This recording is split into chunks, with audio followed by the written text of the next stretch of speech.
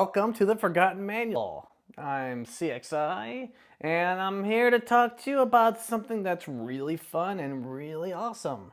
And today, we're going to talk about DR planning by using what-if analysis. And I know what you're thinking. What if? And yeah, what if using the planning features of what-if analysis inside of vRops or Aria operations. But today we're just going to call it vRops because that's what this version is still called inside the cloud instance. So, get that cough out of the way. How do we get started? Well, we've got two ways. We could go over here on the side, hit plan capacity, because that's what we're doing. We're planning for capacity. Or we could go over here and click optimize capacity plan. We're just going to go click it on the left side here because I already clicked it and opened it. And that brings us here to the what if analysis section. So we're going to pop right in here and we're going to be presented with, once we click add, a number of different options that are exposed here to our choosing. Where we're going to focus our time and attention on today is around workload planning traditional. So focused around adding and VMs, only adding VMs. So this scenario we're going to start off with, we're going to call it DR plan, move to WDC. So here's our scenario. We're going to go and choose a data center, and that will be the target data center that we're going to be looking at. So we're going to pick WDC, and while we could go in here and define our workload, it's going to be 4 CPU and 8 gig of memory and 23 gigabytes, or whatever the scenario is, right? We could do that. We're not going to do that because we could do that with Excel, right? That's something that we could do at any day of the week using Excel. What we're going to do is import from existing VMs because that's what we actually want to do. That takes all the effort and work out of this. So we've got a number of different options here. I could scroll through this list of 2,700 VMs and be like, I want that one, and select one by one. But instead what I'm going to do is say, hey, I'd like to collapse, I don't know, Verney North. I'd like to see what would it be like if I were to select all 89 VMs that are part of Verney North, send it over there, and say, run a scenario. And I'm going to let this scenario run out. We're going to let it load its data up. This one tends to be a little quicker. I would fast forward through this. I would do like a cutscene if I were doing this with hundreds and hundreds of VMs. But under 100 VMs seems kind of fine for my scenario because look at that. We're already getting an output. So what we're seeing out of this is, hey, this workload is going to fit. And you might be saying, hey, it still says it's loading. Yeah, it is. It is. But I can see a green check mark right now, and I know we're going to be able to see what we want to see here shortly. So we'll be able to kind of look to this extent.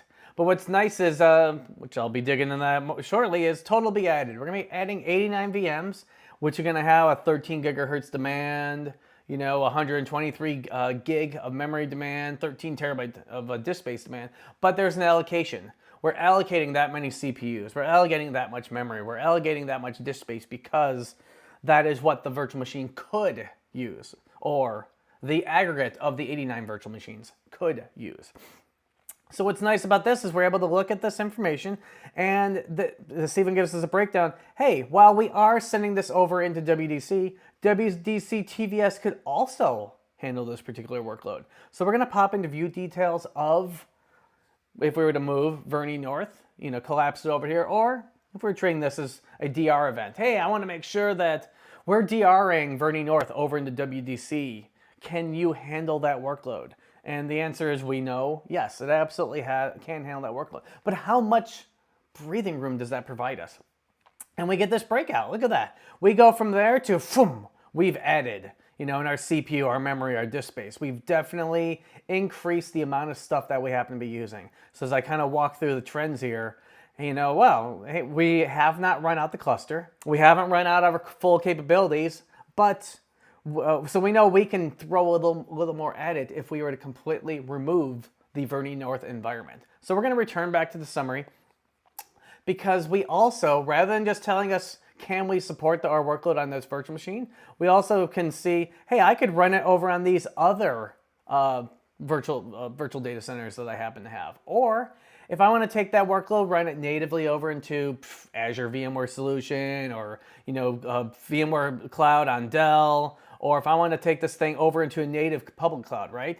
into native AWS, Azure, or Google, I could say, you know what? I don't need to take Vernie North and put it on-prem. I could throw that into AWS for $8,000 a month, or Azure for $8,000 a month, or Google for $5,000 a month for some reason. Which, hey, we're looking at this live together, so you're seeing the same data I am. That's kind of cool. So if I were to choose to collapse and consolidate that workload over into native cloud, I absolutely could take advantage of that. And that's one of the really nice benefits I could have in here. Now, I have a preloaded scenario that I want to show you, and it's preloaded because rather than 89 VMs that'll fit, I chose 324 VMs that absolutely did not fit.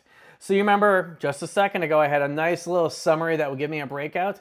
I can't get a summary because my CPU and memory are so big that it's not going to tell me just how big this thing is. And I already expanded, hey, I've got additional clusters I could throw this over into. And again, it's too big for my britches, basically. And if I want to run this workload over inside of the native clouds, it's going to cost me a pretty penny, right? You know, 45 grand a month in AWS, you know, 42 grand a month over in Azure.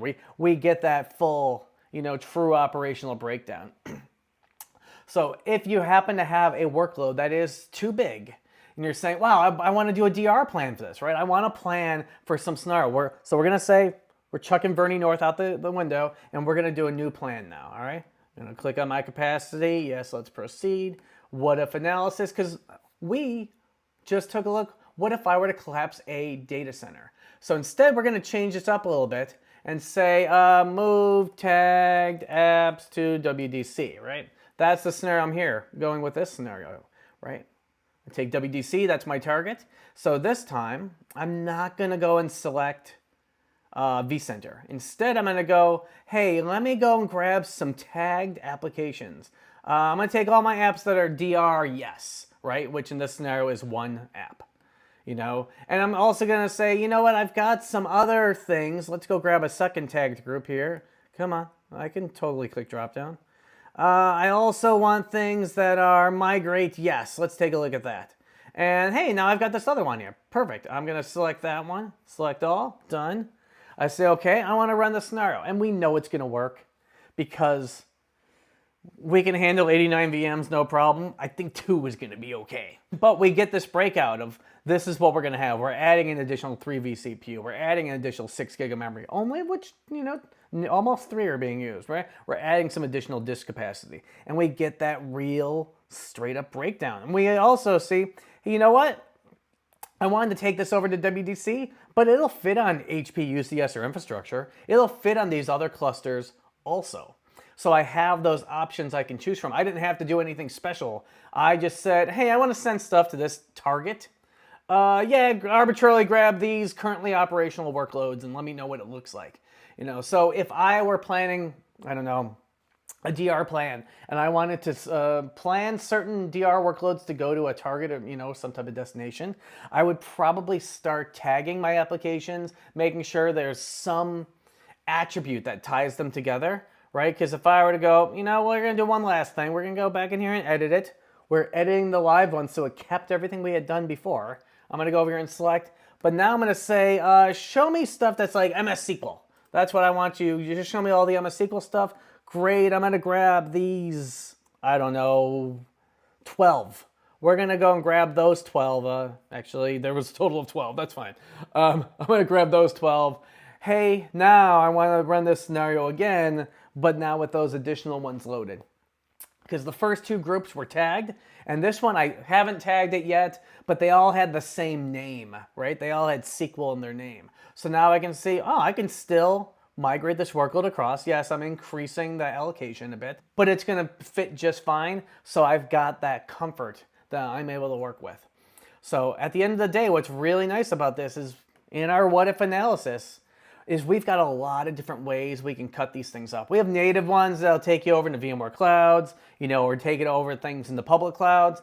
But if I were doing a DR plan, a data center consolidation, a data center migration, a hardware replacement, that's where Add host can come in handy, which is outside the scope of this video.